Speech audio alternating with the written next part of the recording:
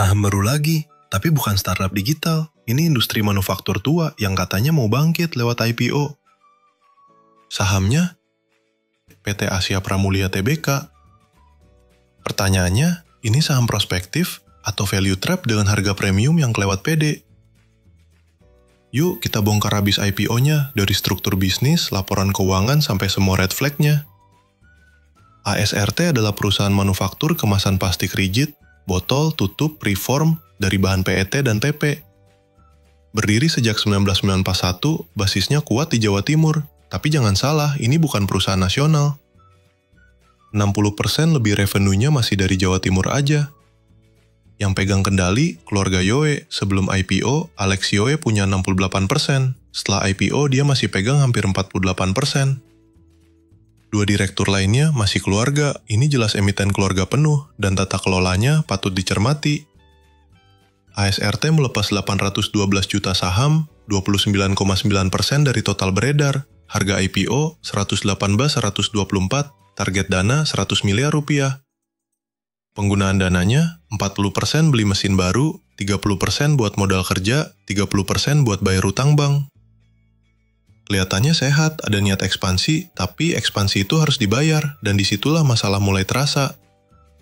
Tahun 2024, pendapatan 209 miliar rupiah, turun hampir 10%. Gross margin naik ke 23%, efisiensi bahan baku oke. Tapi laba bersih cuma 5,4 miliar rupiah, net margin tinggal 2,6%. Dan yang bikin deg-degan, cash flow operasi cuma 6,2 miliar rupiah, padahal uang dari pelanggan 234 miliar rupiah. Kasnya kemana? Buat vendor dan gaji. Hasil akhirnya, free cash flow negatif 38 miliar rupiah, capex 46 miliar rupiah harus ditutup pakai utang.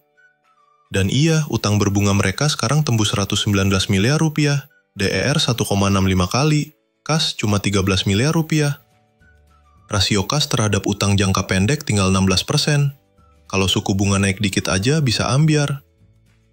Tapi ini bukan perusahaan gagal, ada nilai plus, gross margin naik, DSO cuma 27 hari, utilisasi pabrik tinggi, sertifikasi lengkap, ISO, HACCP, halal, vendor dan pelanggan loyal.